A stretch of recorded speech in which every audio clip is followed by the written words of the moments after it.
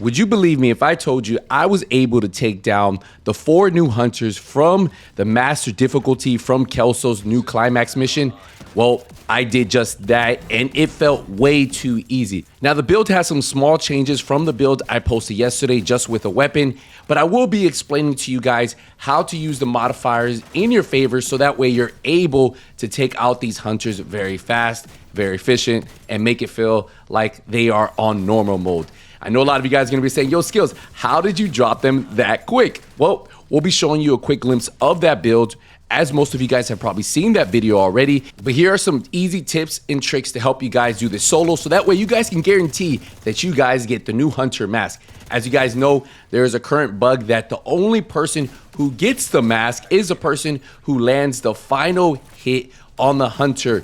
Some say it's random, but the devs have confirmed that it is the person who hits the final hit, but there is something wrong with that. They should be fixing that hopefully soon. But we didn't even get through this whole conversation and we're almost done with all 4 hunters. So if you guys want some tips, you guys want to see how I had the build set up, get ready because we'll dive into this.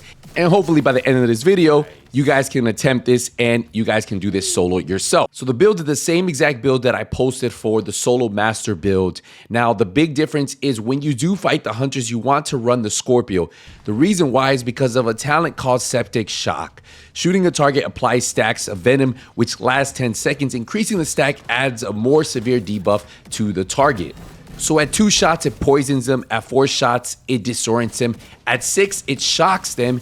And then at 9, the target takes additional 20% damage from all sources. Now, the disorient and the shock are going to give you that advantage you need to take down the hunters. Sometimes it will stop them from popping a med kit. Sometimes it will stop them from running away from you. But again, it gives you that slight advantage that you need. And that's why as a solo player, the Scorpio is just so good. It gives you that time. If you shock them, you disorient them, you can swap to your weapon like I did here and finish them off. You can do it a lot of different ways, but the Scorpio is going to be the key for solo players. Even with the Scorpio being nerfed a couple months back, it's still one of the most powerful shotguns in the game and does a lot for you, especially when you're solo and you need to take down these tanky, hard-hitting enemies. Now, for your active modifiers, you want to go with Overdrive because it's going to instantly allow you to max out your rogue momentum, giving you bonuses of weapon damage, rate of fire, unlimited ammo. Not only that, it's going to make your shield almost indestructible. Now, you pair this up with some good passive modifiers like Fortified Shield, where it increases your skill shield's base health by 100%, so almost doubling your shield's health, right?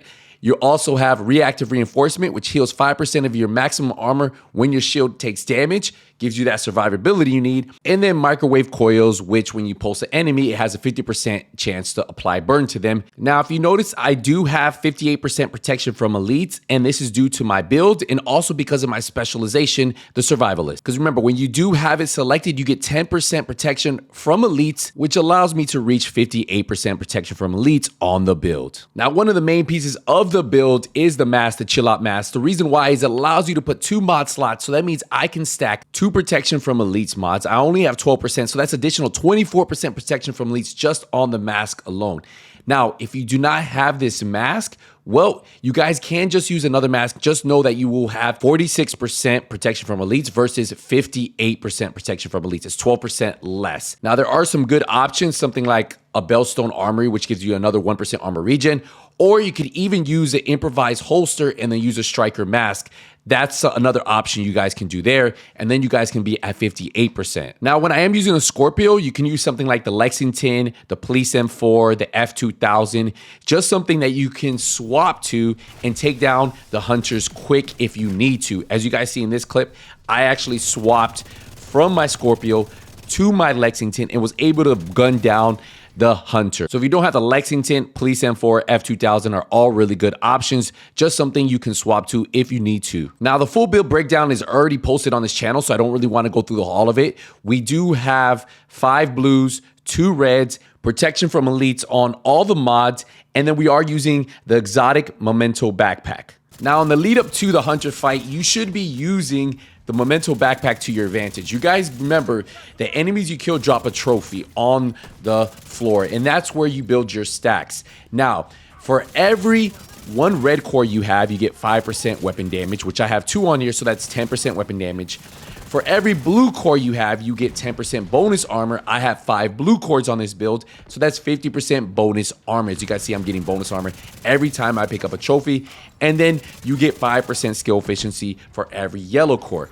Not only that, once you pick up 30 total trophies, that's 30% weapon damage, 30% skill efficiency, and 3% armor regen, and that gives you the survivability you need to survive the hunters.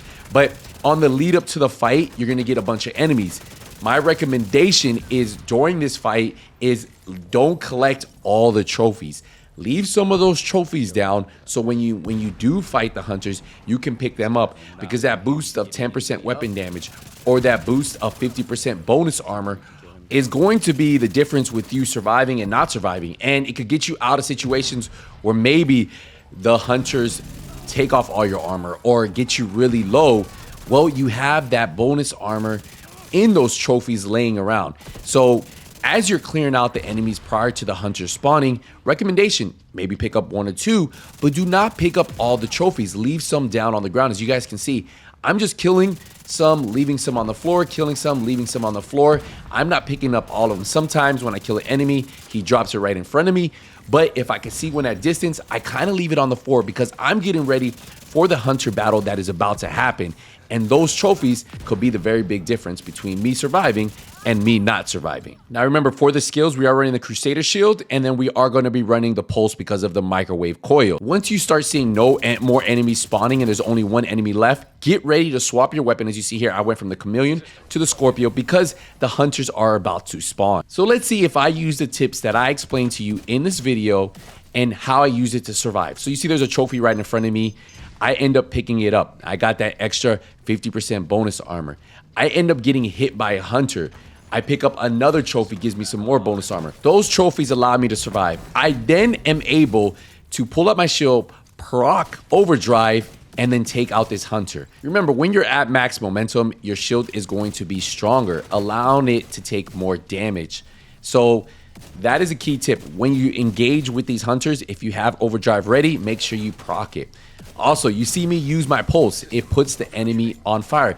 Not only is he getting disoriented, he's getting shocked, and he's also was on fire. You see how I shock him here? I swapped to my weapon, as I explained before, and able to gun him down, which is a little bit quicker, and since he was at distance. Now I have another hunter that's a little bit closer. Here, I disorient him, I reload, and then I'm able to hit him again, shock him, and then finish him off. Again, that is why the Scorpio is so good. Being able to disorient them, shock them, gives you that time needed to maybe reload, pop an armor kit, pop an instant med kit, whatever you guys need to do. And then we just have 1 hunter left. And again, we can just face tank him. So hopefully these tips help you guys out. Hopefully this build helps you guys out. Remember, if you guys want a slower build breakdown of this build right here, well, it is on this channel, and I'll put a link to it in the description. But that's it, guys. I'll see you in the next one. Hey, nothing but skills is out.